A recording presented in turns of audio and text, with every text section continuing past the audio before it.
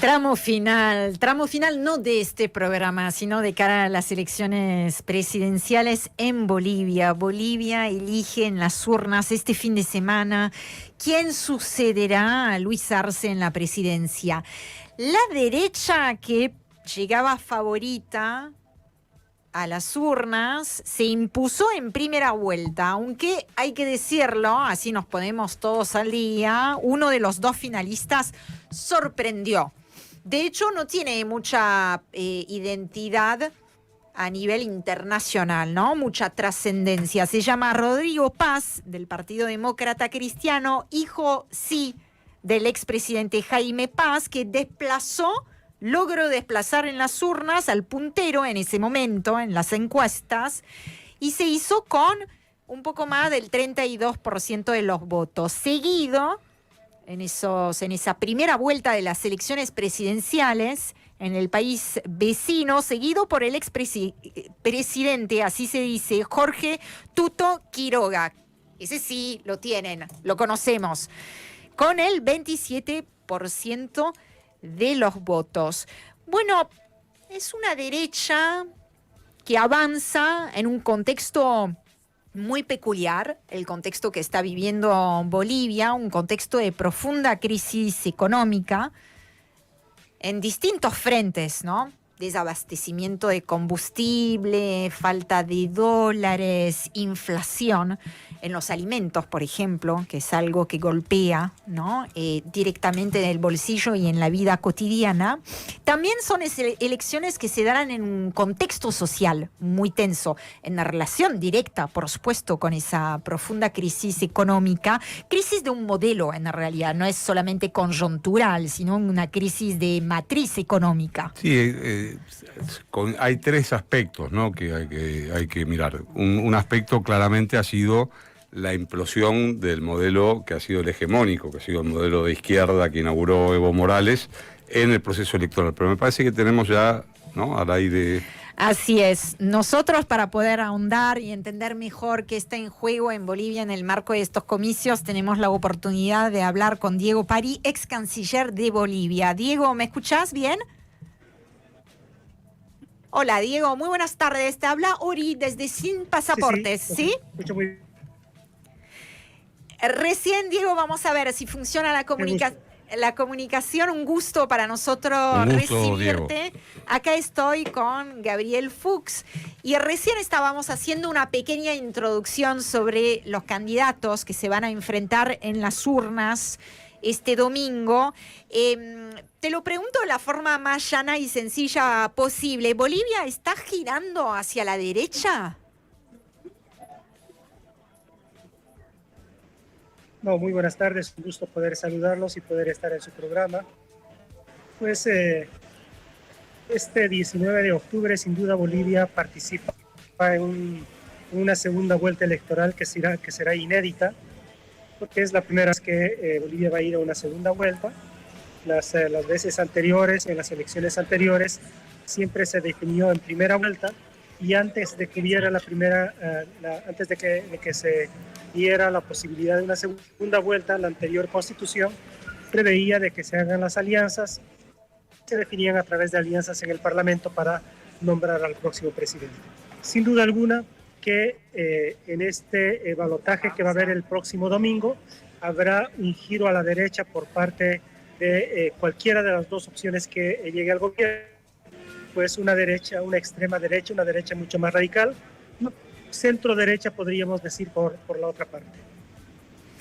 ¿Cuáles son justamente, al ser parte ambos candidatos de la gran esfera, digamos, derechista, cuáles son los modelos en pugna o las diferencias que sí podrías marcar entre uno y el otro?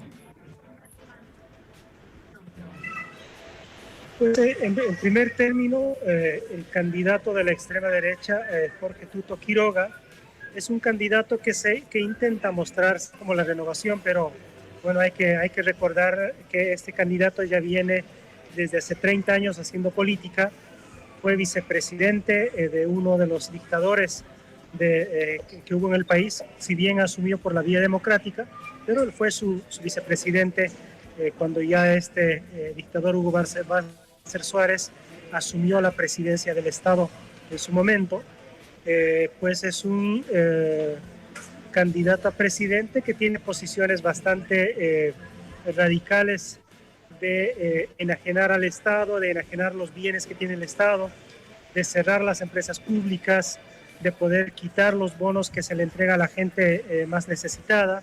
Entonces ahí tenemos una propuesta de cambio radical en cuanto a las políticas sociales y en cuanto a las políticas más cercanas a lo popular, cercanas a lo indígena, porque hay que tomar en cuenta que Bolivia es con una población altamente indígena, con una población altamente de sectores populares.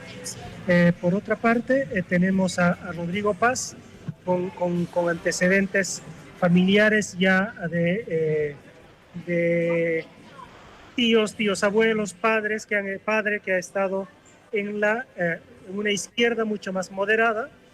Sin embargo, él ya se identifica como un tipo de centro derecha, ya que claramente impulsa un capitalismo para todos, ¿no? Impulsa un capitalismo que sea, pues diríamos, que se acomode a los nuevos tiempos, un capitalismo que de alguna manera cautive esta población, este conjunto electoral que todavía queda como parte del grupo de los movimientos populares, del movimiento indígena, del movimiento al socialismo. Pues hay que reconocer que gran parte de los seguidores del movimiento al socialismo hoy están jugando justamente para el candidato Rodrigo Paz. Diego Gabriel Fuchs, ¿qué tal? Y gracias por atendernos. Sabemos que estás en movimiento en un aeropuerto y con un viaje encima. ¿Alguna pregunta? ¿Cómo ves el contexto geopolítico? Está claro que triunfa la derecha, sea cualquiera de las variantes. Esto es un balotaje, no hay ninguna...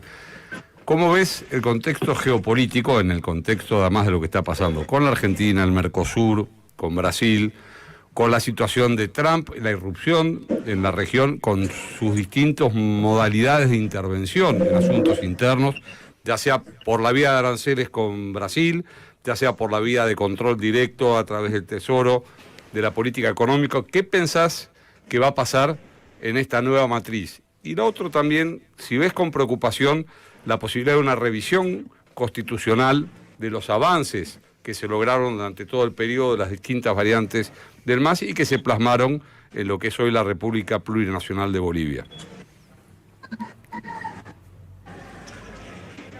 Primero, yo creo que hay un reacomodo geopolítico a nivel global. Se puede observar que las grandes potencias, Rusia, China, Estados Unidos, pues intentan jugar sus propias cartas. Un tanto podemos ver no una distribución muy transparente, pero entre otras cosas hay una distribución geopolítica del mundo. Tienes un control absoluto de la parte euroasiática por parte de Rusia, tienes un mayor control por parte de la otra región de Asia por parte de China, a ellos sumado también parte de África, con algunas participaciones de países europeos todavía en África y otros actores políticos.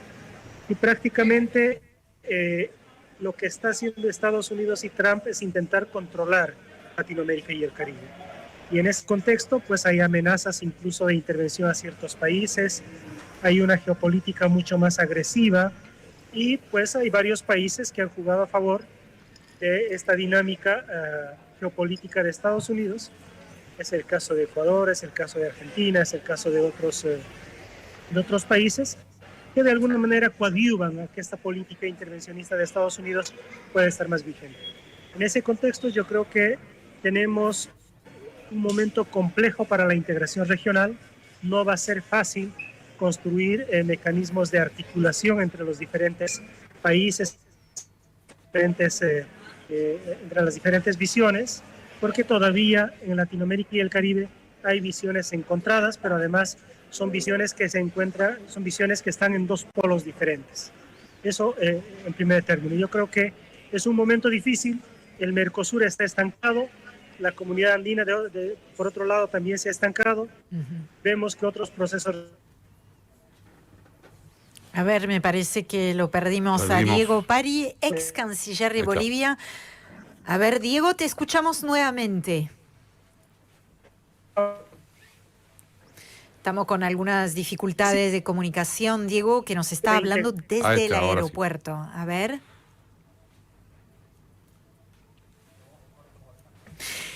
Vamos a interrumpir esta comunicación y tratar de volver a hablar con Diego Pari, que nos hace realmente se está haciendo un huequito de tiempo que no tenía para hablar con nosotros. Nos está hablando desde el aeropuerto mismo, a punto de embarcar ya, con un viaje encima, como decía Gabriel.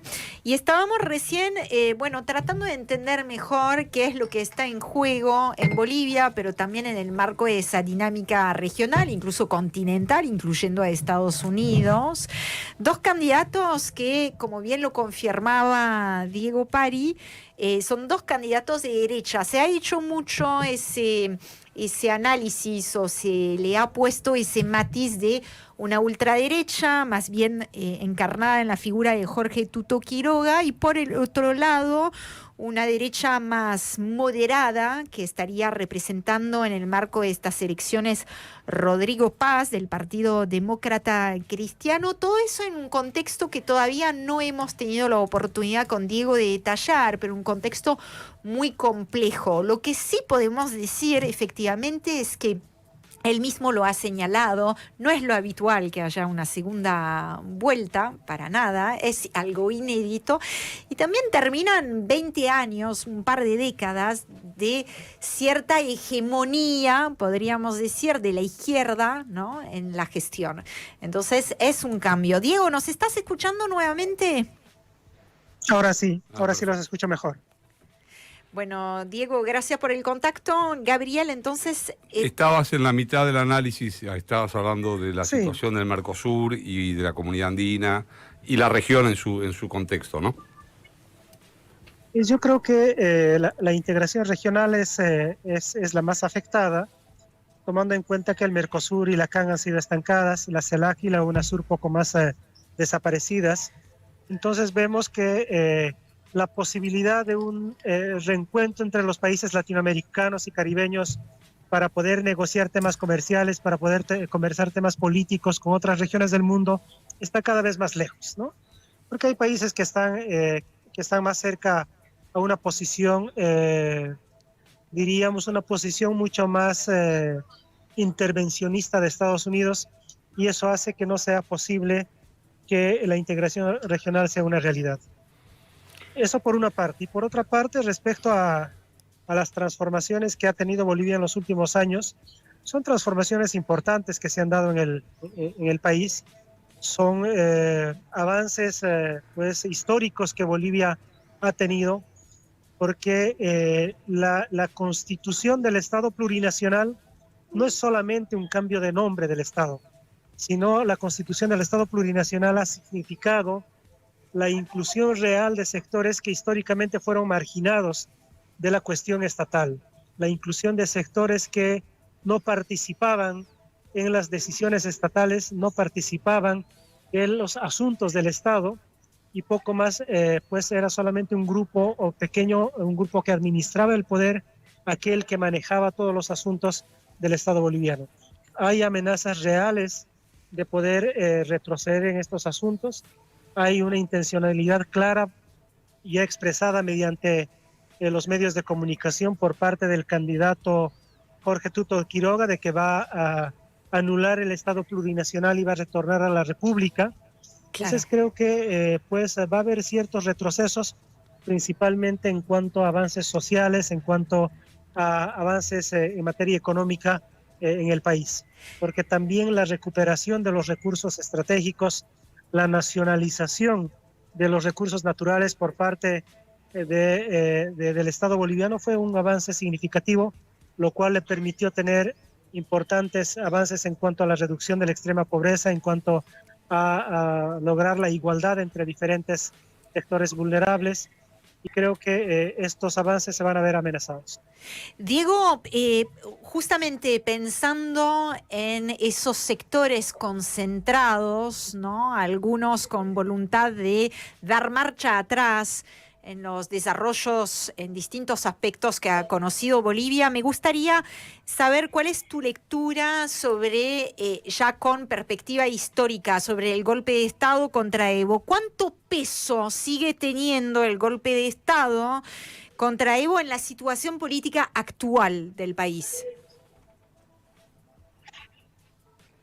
Es que lo que ha sucedido con el golpe de Estado del año 2019 es que se ha desestructurado a un movimiento político, a un movimiento indígena popular que había logrado estructurar un movimiento político para ser parte del proceso democrático en el país. Yo creo que todo el golpe de Estado además ha sido una cosa muy bien planificada para desestructurar todo el movimiento político, y lo que está sucediendo ahora es parte de esa continuidad.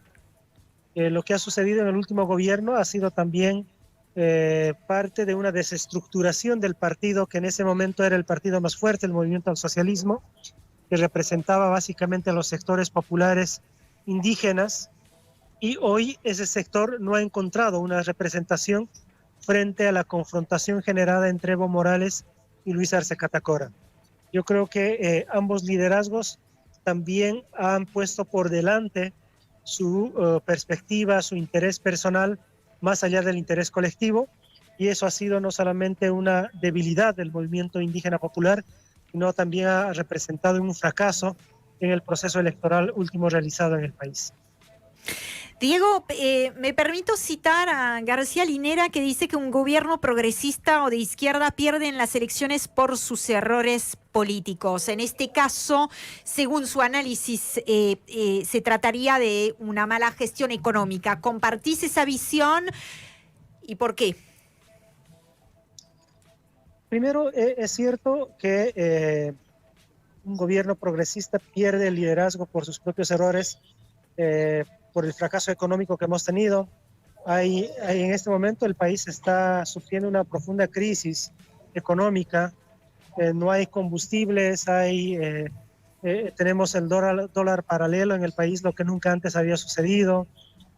Hay un encarecimiento de los productos. Entonces hay que reconocer que este es un fracaso del gobierno como tal. Pero también se debe dejar claramente puntualizado que la mala dirección de los líderes también ha llevado a esta situación. Hemos tenido una clara confrontación por parte de Luis Arce Catacora, el actual presidente, y el expresidente Evo Morales, quienes no han sabido reconducir el proceso de unificación, el proceso de articulación del movimiento indígena popular campesino en Bolivia. Diego, la última, ya te liberamos y muchísimas gracias por toda la atención que nos has prestado. Está claro que se está produciendo, es un movimiento tectónico complejo. Chile, hay elecciones también, con un posible giro a la derecha. La Argentina, no hace falta aclarar lo que ha pasado también, en una situación que podríamos poner algunos de los adjetivos que planteaste sobre la situación del movimiento popular a cómo ganó Milei en Argentina. Está pasando. La preocupación es, ante la agresividad que está demostrando, como planteaste en el primer momento, Trump sobre la región, con intervención cuasi directa en la zona en Venezuela, con intervención indirecta a través de los aranceles, con intervención en la Argentina. ¿Cómo ves el problema de los recursos naturales, que es eventualmente lo que va a provocar, gane la derecha o gane la derecha más extrema o gane el centro derecha? La agresividad con que eso va a venir va a poner a los dos en una situación similar en cuanto a abrir o no esas puertas al ingreso de Estados Unidos a esa mesa donde están planteados los recursos naturales. ¿Qué pensás ahí? No, sin duda alguna, la intención intervencionista de Estados Unidos y de Donald Trump básicamente es por una mayor provisión o por una mayor, para copar el control de nuestros recursos naturales. En un momento donde los conflictos bélicos se han radicalizado en Medio Oriente, a pesar de la pausa que se ha dado ahora en Palestina, hay conflictos que continúan en Yemen, conflictos en África. Los conflictos no han parado. ante esa situación hay una clara intencionalidad de copar los recursos naturales de Latinoamérica. El petróleo, el gas que tienen varios de nuestros países, y en el caso de Bolivia particularmente el litio. El litio no solamente ahora es un recurso de alta importancia geopolítica, sino ya desde el año 2019 se especula que intereses geopolíticos, intereses por controlar el litio, justamente fueron aquellos que motivaron e impulsaron el golpe de Estado en Bolivia. Entonces yo creo que este es el momento en que los movimientos sociales, los sectores populares, los indígenas, nuevamente tenemos que empezar a rearticularnos. Tenemos que empezar a pensar en colectividades más que en individualidades. Es cierto que los líderes pueden marcar el horizonte, pero también cuando los líderes pierden el horizonte, tienen que ser ya las bases, tienen que ser los movimientos sociales, tiene que ser el colectivo quien reoriente los procesos revolucionarios, los procesos de transformación de nuestros países. Y yo creo que el gran paso que ha dado Argentina en Buenos Aires es uno de los pasos iniciales y se debe continuar por esa línea. Diego, te dejamos viajar tranquilo, te agradecemos muchísimo por el contacto con Sin Pasaportes. Un abrazo grande desde acá. Muchísimas gracias y un gusto haber estado con ustedes en el programa. Estuvimos hablando con Diego Pari, ex canciller de Bolivia. Está claro que quedó muy atrás aquel tiempo en que Evo Morales, un hombre de ascendencia aymara, de origen humilde, se convertía en el primer presidente indígena de Bolivia. No son asteriscos en la historia de Bolivia, es un eje. Y Diego se ha referido en varias ocasiones a la situación del Estado como Estado plurinacional, el reconocimiento de un Estado plurinacional y también la cuestión indígena, después de tantos años de poder concentrado en algunas élites, ¿no? Un presidente Evo Morales que en algún momento supo ser aupado por organizaciones sociales indígenas, campesinas, federaciones obreras. Y también inauguró, cosa que ya no es más vigente en Bolivia en este momento, pero un periodo de estabilidad política. Así es. De bonanza económica incluso. Y recordemos que su ministro de Economía era el propio Arce Catacora. Luis Arce. Ahí tres cosas que él marcó que me parece importantísimo. El tema de los recursos naturales es un tema común al debate regional. El tema del retroceso de las conquistas sociales, es un tema común.